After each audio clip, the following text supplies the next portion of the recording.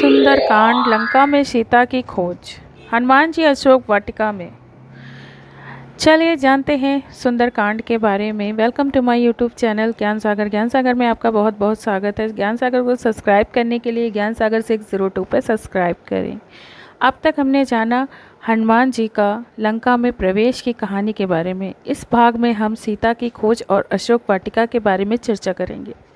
लंका में सीता की खोज। इस प्रकार से सुग्रीव का हित करने वाले कपिराज हनुमान जी ने लंकापुरी में प्रवेश कर मानो शत्रुओं के सिर पर अपना बायां पैर रख दिया। वे राजमार्ग का आश्रय से ले उस रमणीय लंकापुरी की ओर चले। वहां पर स्वर्ण निर्मित विशाल भवनों में दीपक जगमगा रहे थे। नहीं नृत्य हो रहा था और कहीं सुरा पी कर मस्त हुए राक्षस अन्न गर्ल का प्रलाप कर रहे थे। हनुमान जी ने देखा कि बहुत से राक्षस मंत्रों का जाप करते हुए स्वाध्याय में तत्पर थे। कोई जटा बढ़ाए तो कोई मुंड मुड़ाए। रावण के अनेक गुप्तचर भी उन्हें दृष्टिगत हुए। हनुमान जी ने नगर में सब भवनों तथा एकांत स्थानों का छान डाला, परंतु कहीं सीता दिखाई नहीं दी। अंत में उन्होंने सब ओर से निराश होकर रावण के उस राजप्रसाद में प्रवेश किया जिसमें लंका के मंत्री, सचिव एवं प्रमुख सभासद निवास करते थे। उन सब का भली भांति निरीक्षण करने के पश्चात से वे रावण के अत्यंत प्रिय व्रहशाला के ओर चले। वहाँ की सीढ़ियाँ रत्न जटिल थी। स्वर्ण निर्मित वातायन दीपों के प्रकाश से जगमगा रही थी। स्थान स्थान पर हाथी दांत का काम किया हुआ छतें और स्तंभ मणियों तथा रत्नों से जड़े हुए थे। इंद्र के भवन से भी अधिक सुसज्जित इस भव्यशाला को देखकर हनुमान चकित रह गए। उन्होंने एक और स्फटिक के सुंदर पलंग पर रावण को हुए मदिरा के में मद पड़े देखा, जो अनिद्र सुंदरी के घिरे हुए थे। उनके नेत्र अनिर्मित हो रहे थे। अनेक ये के वस्त्रभूषण अस्त व्यस्त हो रहे थे और वे सुरा के प्रभाव से अछूती भी नहीं थी। वहाँ सीता का ना पाकर पवन सुत बाहर निकल आए। फिर हनुमान जी ने रावण के अन्य निकट संबंधियों के निवास स्थानों में सीता की खोज की, किंतु वहां भी उन्हें असफलता मिली। तत्पश्चात हनुमान ने रावण की पटरानी मंदोदरी के भवन में प्रवेश किया। अपने शयन नगर में मंदोदरी एक स्फटिक से श्वेत पलंग पर सो रही थी। उसके शैया के चारों ओर रंग बिरंगी सुवासित पुष्पमालाएं झूल रही थी। उसके अद्भुत रूप, लावण्य, सौंदर्य एवं यौवन को देखकर हनुमान के मन में विचार आया कि संभवतः यही जनक नंदिनी है, सीता है। परंतु उसी क्षण उनके मन में एक विचार उठा कि यह सीता नहीं हो सकती, क्योंकि रामचंद्र जी के वियोग में पतिव्रता सीता ना तो सो सकती है और ना प्रकार आभूषण आदि पहनकर श्रृंगार की कर सकती है। अतएव यह स्त्री अनुपम लावण्य होते हुए भी सीता कदापि नहीं है। यह सोचकर वे उदास हो गए और मंदोदरी के कक्ष में बाहर निकल आए। अकस्मात वे सोचने लगे कि आज मैंने पराई स्त्री को अस्त व्यस्त वेश में सोते हुए देखकर भारी पाप किया है। वे इस पर पश्चाताप करने लगे। फिर यह विचार कर उन्होंने अपने मन को भी शांत कर दी कि उन्हें देखकर मेरे मन में कोई विकार उत्पन्न नहीं हुआ, कि इसलिए यह पाप नहीं है। फिर जिस उद्देश्य के लिए मुझे भेजा गया है उसकी पूर्ति के लिए मुझे अनिवार्य रूप से स्त्रियों का अवलोकन करना पड़ेगा। इसके बिना मैं अपना कार्य कैसे पूरा कर सकूंगा। फिर वे सोचने लगे कि मुझे सीता जी कहीं नहीं मिली। रावण ने उन्हें मार तो नहीं डाला। यदि ऐसा है तो मेरा सारा परिश्रम व्यर्थ गया। नहीं, मुझे यह नहीं सोचना चाहिए। जब तक मैं लंका का कोना कोना न छान मारूं तब तक मुझे निराश नहीं होना चाहिए। यह सोचकर अब उन्होंने ऐसे ऐसे स्थानों की खोज आरंभ की जहां तनिक भी असावधानी उन्हें यमलोक तक पहुंचा सकती थी। उन स्थानों पर उन्होंने रावण द्वारा हरी गई ये अनुपम सुंदर नाग कन्याओं एवं किन्नरों कन्याओं को भी देखा, परंतु सीता कहीं भी नहीं मिली। सब ओर से निराश होकर उन्होंने सोचा, मैं बिना सीता जी का समाचार लिए लौट कर किसी को मुख नहीं दिखा सकता, इसलिए यहीं रहकर उनकी खोज करता रहूँगा। अथवा उनके प्राण दे दूंगा। यह सोचकर भी उन्हें सीता को खोजने का कार्य बंद नहीं किया। हनुमान जी अशोक वाटिका में।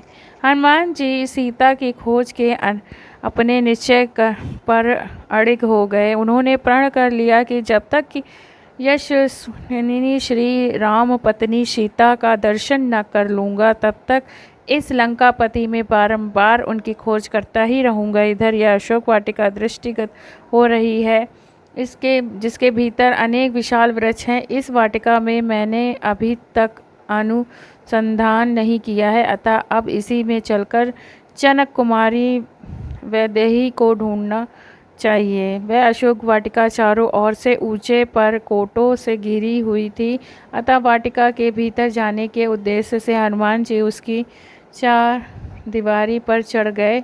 चार दीवारी पर चढ़ते हुए उन्होंने देखा कि वहाँ साल, अशोक, नींब और चंपा के वृक्ष भली भांति खिले हुए थे। बहुवार, नाग, केसर और बंदर के मुंह की भांति लाल बंदर देने वाले आम की पुष्प मंजियों सुशोभित हो रहे थे। अमराइयों के युक्त में भी सभी वृक्ष शत शत लताओं से अवशिष्ट हो रहे थे। हनुमान जी के प्रयत्न से छूटे हुए बाण के समान उछले और उन वृक्षों की वाटिका में जा पहुँचे। वह विचित्र वाटिका स्वर्ण और रजत के समान वर्ण वाले वृक्षों द्वारा सब ओर से घिरी हुई थी और नाना प्रकार के पक्षियों की कलरव से गुंजायमान हो रही थी। भांति भांति वह गमों और मृग मुहों उसकी विचित्र शोभा हो रही थी। यह विचित्र कणों से अलंकृत थी, नवोदित सूर्य समान अरुण रंग की दिखाई देती है। फूलों और फलों से लदे हुए नाना प्रकार के वृक्ष से व्याप्त हुए उस अशोक वाटिका का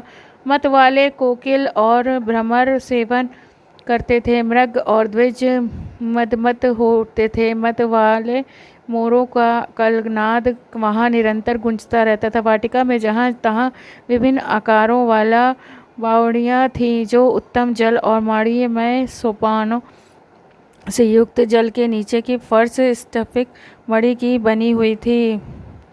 तटों पर तरह तरह के विचित्र स्वर्ण वृक्ष शोभा दे रहे थे।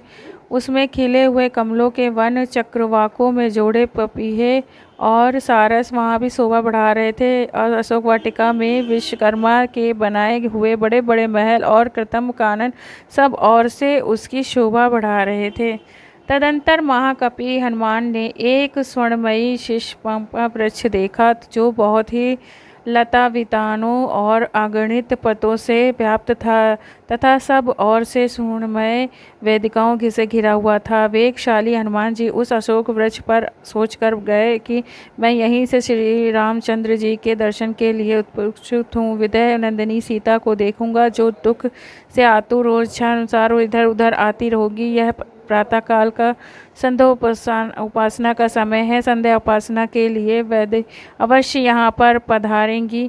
ऐसा सोचते हुए महात्मा हनुमान जी नरेंद्र पत्नी सीता शुभ की प्रतीक्षा करने उस अशोक वृक्ष पर छिपे रहकर उस संपूर्ण वन पर दृष्टिगोचर करते रहे। उस अशोक वाटिका में वानर शिरोमणि हनुमान ने थोड़ी ही दूर पर एक गोलाकार ऊंचा 1000 खंभों वाला गोलाकार प्रासाद देखा, जो कैलाश पर्वत के समान श्वेत वर्ण का था। उसमें मूंगे की सीढ़ियां बनी थीं तथा तपाए हुए सोने की वेदियां बनाई गई थी। उनकी दृष्टि वहां सुंदरी स्त्री पर पड़ी, जो मलिन वस्त्र धारण करे राक्षसियों से घिरी हुई बैठी थी।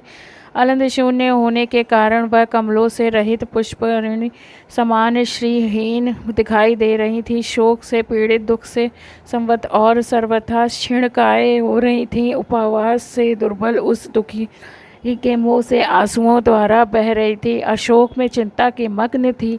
दिन दशा पड़ी हुई थी, निरंतर दुख से डूबी रहती थी। काली नागिन के समान कटी से नीचे तक लटकी हुई थी। एकमात्र काली वेणी द्वारा उपलक्षित होने वाली नारी बादलों से हट जाने वाली नाली वनवंश से घिरी हुई पृथ्वी के समान प्रतीत होती थी। हनुमान जी ने अनुमान किया कि हो न हो यही सीता हो। यह इन्हीं के वियोग में दशरथ नंदन राम व्याकुल हो रहे हैं। यह तपस्विनी ही उनके हृदय में अक्षुण्ण रूप से निवास करती हैं। इन्हीं सीता को पुनः प्राप्त करने के लिए रामचंद्र जी ने वाली का वध कर दिया, सुग्रीव को उनका खोया हुआ राज दिलाया। इन्हीं को खोज पाने के लिए मैंने विशाल सागर का पार करके लंका में भवन अटाकाओं का खाक छानी है। इस अद्भुत सुंदरी को प्राप्त करने के लिए रघुनाथ जी ने सागर पर्वत सहित यदि संपूर्ण धरातल को भी उलट दे तो भी कम है। ऐसी पति परायण साध्वी देवी के सम्मुख तीनों लोकों का राज्य और 14 वन की संपदा भी तुच्छ है। आज यह महापतिव्रता राक्षस राज रावण के पंजों में फंसकर असह्य कष्ट भोग रही है।